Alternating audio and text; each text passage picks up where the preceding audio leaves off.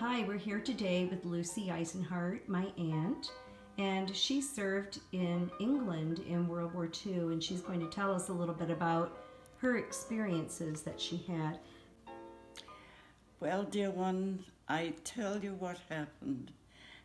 When the war started, our men in England were the ones, first of all, that were called up, and they went and fought the war in Europe, in France and Germany.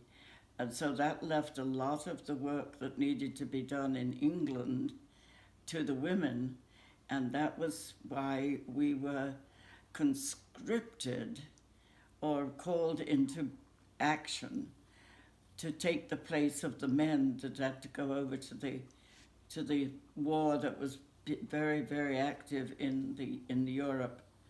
And so we had an option to go either into the Land Army, the the ATS, which was the Auxiliary Territorial Service, which was the Army, or the Royal Air Force.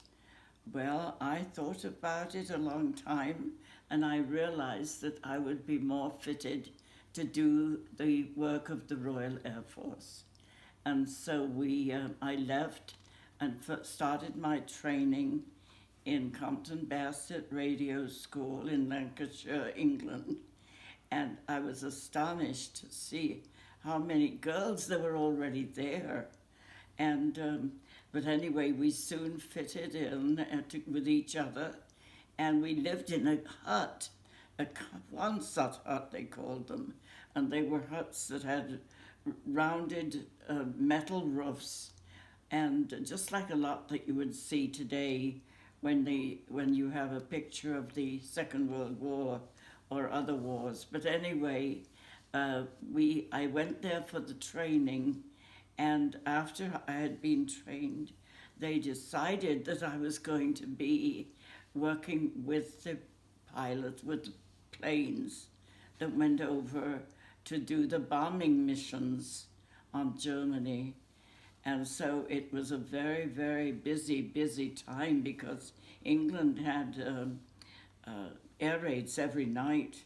And so our planes had to go up in the air and either defend what they were bombing, or they would have to go after them. The fighters would go after them into the enemy country of Germany and France and those countries around there, and they would have to protect our fighter pilots. Well, dear, my work, my responsibility was to take the men where they were supposed to go. We had a map that we would use, and we would do our part that we were assigned to take them where they needed to be. And lots of times when we would get them over there and the war was going on, it was very, very bad. Many times the anti-aircraft guns in the Germany or wherever they were flying to would start to go and try to shoot the planes down. And many times, dear ones, they would hit the planes, which would oftentimes, the flight engineer was out in a little turret, glass turret on the back of the plane, very vulnerable to the guns or the fighter pilots that were around them, and a lot of them were injured. And so we followed them over, and then as they were back, they would start to call in to the Air Force, to the airport where we were stationed, and give us the messages that they had wounded on board. Well, dear ones, when that happened, it was extremely difficult because so many of those men who had gone on those missions that night were people we knew. And when they had to come in telling us that they had wounded on board, they would drop these flares, these yellow flares. And the reason, as they come into the to the aerodrome, or airport as you call it today. But as they dropped those flags, we had to call to get the ambulances and the other people that had to come in to help out there when they landed, so that they would be able to take them off and take care of them. It was a very difficult time, dear ones. So would you say, Auntie Lucy, that you were involved in the communications Yes, dear. between the pilots and what was Yes. happening in the air to the Yes. people on the ground? Yes, exactly. All right, I that's didn't make that clear. that's clear That now. was who Thank we were you. communicating with. Okay. The pilots and the plane. Okay.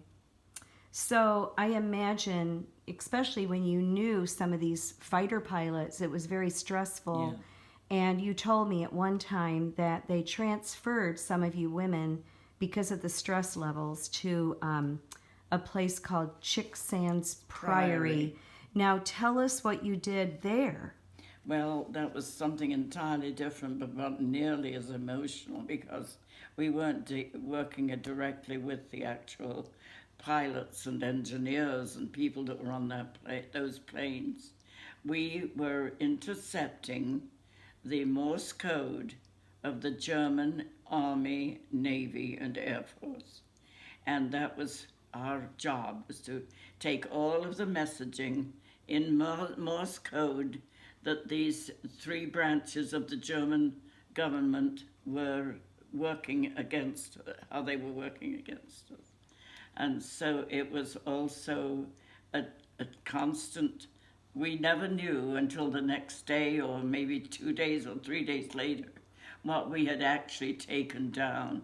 And usually they didn't tell us unless it was something extremely important.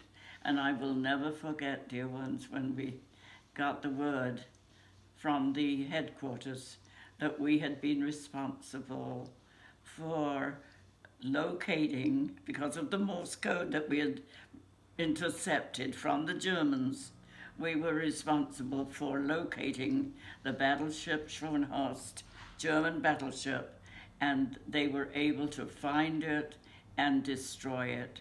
And when they told us about what we had been able to do, there was just such delight and such, we all went up in a shout and said, it was all so worthwhile, because we had really done something that was extremely important.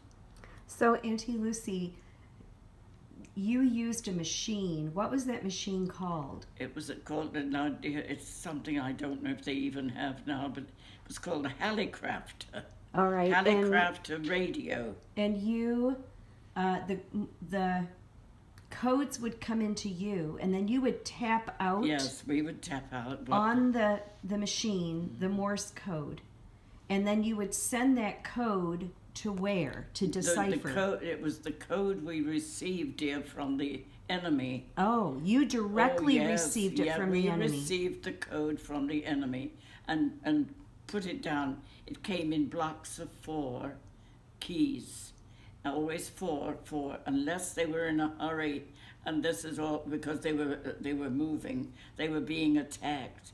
And that was also another exciting time for us girls in the block, because it meant that they were on the run. They didn't have time to close down, and they would go into plain language, and they'd say, Achtung, Achtung. That's German for attention, attention. And we knew then that they were on the run, and our men were taking them away. That was another exciting. Thank you for reminding me of those days too, Judy. I hadn't remembered that part. And Auntie, you've told me that you remember Morse code. Yes. Can you just tell us A, B, and C in Morse code? Yes. What's A? The Morse code is on a kind of like a typewriter in a way, but it's just one small instrument, and I can't think of what it might be like today. But we would just, like A would be a dot and a dash, and B would be... Can you do a dot and a dash on the table? Yes. Okay. And the dash would, of course, be longer Uh-huh. than the dot. Okay, so And the sound that it emitted was a longer sound. Yes, that's the sound. And that was what they had to read. What is a B? Tell us A B is a dash Do it on the table. and 3 dots. And what is C? C is a dash, and a dot. And then it's a dash and a dot. Twice the same. And Auntie Lucy still remembers the entire Morse code alphabet all these years, probably 70 years later. Yes. All right, so you help then to decipher these codes and battle against the enemy. I'd like you to tell us about how you would go into London for your weekend passes. Tell us a little bit about that, because Well, London took a lot of bombing. Yes, and Bedfordshire was not that far away, so it gave me an opportunity to go and stay with my sister and her husband, who lived in Croydon, which was a suburb of London. And when I would get off the train, dear, most of the time, the ARP warden, that's the air raid, what was his name? Air raid precautionary men, I don't recall the full name, but they would be out there alerting or directing the people that were foolish enough to be out. And I was one of them. I got off the underground train, went out, and I could walk to where my sister lived, and because the trains would come very close to all of those suburbs at that time. And he would say, get into the doorway, get into the shrapnel's falling, the snapnel's falling. And I thought, what a terrible, no, because these big, from the guns there, the guns that were being fired at the German planes that were doing the bombing and everything, it would break up the shrapnel, and it would be parts of the, whatever it was, the bullet or whatever it was they were sending up, and it would break up and fall down, and it was a very, very big pieces of heavy metal. And that was why the warden kept reminding us that we should stay in where we wouldn't be hit by a piece if we were out in the open. And so I finally got back to my sister's house, thankfully. Did you go underground anytime Yes, into the? yes. Tell us what it was like in the air raid shelters. Well, dear, the one that my sister and her hubby used to go to, dear, was an underground that was very close to where they lived. They also had one in their back garden, but when they knew there was going to be a very heavy raid where there were going to be a lot of bombs, they would go to the one in the underground railroad, and that was amazing. I mean, we had to walk over people who were already there, lined up with their little beds or blankets or whatever it was they would take, and we'd finally find ourselves a little spot and wait, because the underground, dear ones, is way, way, way down under the city, and so we felt very safe under there. So the underground was actually like in America, our subway. Yeah, exactly. All right. Now, tell me this, Auntie Lou. I had asked you previously if you had ever seen any of the prisoners of war. Oh. And you talked about, would you tell us that about was, that? That was so interesting. And you know, it made me realize that when I started to think of them being, I used to say they were responsible for all of the destruction and the death that was being caused in England because of their bombs that they would drop and all of the terrible things that they were doing. I got to know some of those prisoners as they were walking around some of our smaller towns. And you know, dear ones, they were exactly like you and I. They were just men that were serving their country, doing what they were told to do, and had families at home that they were grieving over, wondering whether they were all right or not. and you couldn't dislike them, even though you would look around and see the terrible damage that was being caused by a lot of the planes that would come and drop the bombs. But you can't get over the fact that we're all of this human race, and they have the same emotions and feelings that we have. Now, your sister, my mother, Laura, also served in World War II. What area of the service was she in, and what was her role? She was in the ATS, that's the Auxiliary Territorial Service, which is the women's branch of the Army, the British Army. And she had chosen that and gone into that before I was eligible to serve. And she did amazing things with these vehicles that were getting ready to go to the, what was the name of it now? Dunkirk, on V-Day, on D-Day? D-Day, thank you. It was D-Day, and she was responsible for getting all the vehicles prepared to make that mission work out well. I think she prepared the vehicles that had to go into the English Channel and get them ready so that the water wouldn't affect them at all. I don't recall what the procedure was, but it doesn't matter. I believe she made sure the undercarriages were Exactly. waterproofed. Exactly, that was what it was, Judy.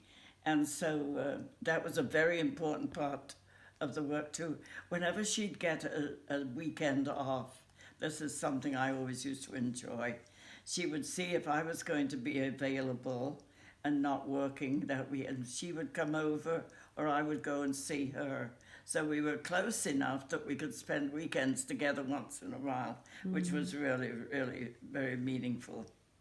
Oh, thank you, Auntie Lou. What a wonderful service that you gave your life to, and Laura, my mom, your sister. Yes. And so we appreciate all that you did. And I want you just to say a little bit about how really the war was in the process of being lost. Yes. And who came to the aid? Who came to the aid of the countries, the allies in Europe? Oh my word, what a happy day that was. We were just about to go under the control of the German people, or the German hierarchy. Government. Yes, government. And dear ones, the Americans came over, and what amazing change. They brought their troops, they brought their airplanes, they brought their equipment and their army, and all of these dear ones started working with us. And that's how I ended up being in America, because I worked very closely with the American pilots and airmen who were on our base. They actually came and shared our airport, not airport, but our aerodrome, we used to call them. And it's been a long time, dear ones, so I can't remember every detail. But I remember so well, Glenn, what was that man? Glenn Miller Glenn Orchestra. Miller, yes. He would come and serve the American forces that were in England during that time. And we used to have dances every weekend with either his band or another American band or a British band. And that was where I met my husband. And it was just amazing. And I was married just before he left to come home. We were married in England. And dear ones, that's why your grandmother, children, little Judy Foster, that's one of the main reasons why she's here today. And you're born an Americans, because her mommy and daddy, when we went to visit one year after I had been here a number of years, and I came to know Jesus as my Savior, I was so anxious to go over to England and let them know what a difference it made when you knew Jesus Christ and had invited him into your heart. I was just a new Christian, but you know, I got a feeling, dear ones, that the Lord used that visit to cause my sister and her hubby to be brave enough to break up their home and everything that they had planned over in England and come to America. And just that's been the highlight of my life ever since, because today my little Judy is sitting here with me, and she's like my little girl. And she's lived near me all of these years, and we've always kept close, and I always want her to feel that I'm her mummy now that her mummy is gone. So thank you so much, dear girls and boys. I don't know who's listening to this.